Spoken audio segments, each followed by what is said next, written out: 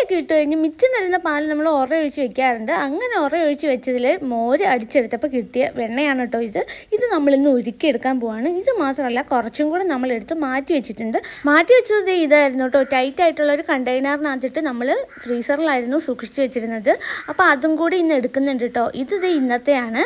അപ്പോൾ ഉരുട്ടി വെച്ചിട്ടുണ്ട് കേട്ടോ. ഇത് തണുത്ത വെള്ളത്തിൽ ഇട്ട് വെച്ചേക്കുന്ന കാരണം നമുക്ക് ഉരുട്ടാനൊക്കെ സൗകര്യമായിരുന്നു കേട്ടോ. മറ്റേത് നന്നായിട്ട് തന്നെ കട്ടിയായിട്ടുമുണ്ട്.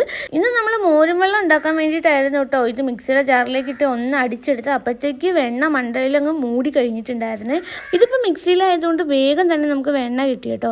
മത്ത് വെച്ച് കടയാൻ നിന്ന് കഴിഞ്ഞാൽ കുറേ സമയം എടുക്കുമല്ലോ. നേരത്തെയൊക്കെ ഇവിടെ മത്ത് വെച്ചായിരുന്നു കേട്ടോ കടഞ്ഞുകൊണ്ടിരുന്നത്. ഇപ്പം ആരും അങ്ങനെ അതിൽ മെനക്കിടാറുമില്ല. മിക്സിക്കകത്തിട്ട് വേഗം അങ്ങ് അടിച്ചെടുക്കുകയാണ് പതിവ്. ഇതേ നമ്മൾ ഇരുമ്പ് ചീനിച്ചട്ടിക്കകത്താണ് കേട്ടോ ഇത് ഉരുക്കുന്നത്. അപ്പം നന്നായിട്ട് തന്നെ പതിഞ്ഞ് വരുന്നുണ്ട്, ഇടയ്ക്കിടയ്ക്ക് പൊട്ടുകയും ചെയ്യുന്നുണ്ട് കേട്ടോ. അപ്പം അത്യാവശ്യം നല്ല പേടിച്ചാണ് ഞാൻ ഇതിൻ്റെ അടുത്ത് നിൽക്കുന്നത്.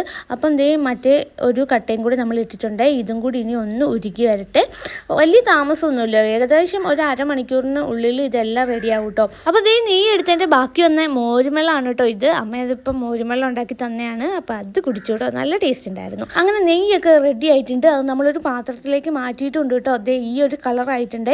കറക്റ്റ് പാകത്തിനാണ് ഞാൻ ഓഫ് ചെയ്തതായിരുന്നേ. പക്ഷെ നമ്മുടെ ഇരുമ്പ് ചീനിച്ചട്ടി ആയതുകൊണ്ട് അതിൽ നല്ല ചൂടുണ്ടായി, അതാണ് ഒരു കളർ വ്യത്യാസം. പക്ഷേ ടേസ്റ്റിനും മണത്തിനും ഒന്നും ഒരു വ്യത്യാസവും ഇല്ല കേട്ടോ. അപ്പോൾ ഇത്രയും നെയ്യ് നമുക്ക് കിട്ടിയിട്ടുണ്ട്. വീഡിയോ ഇഷ്ടമായി ലൈക്ക് ചെയ്യാൻ മറക്കല്ലേ.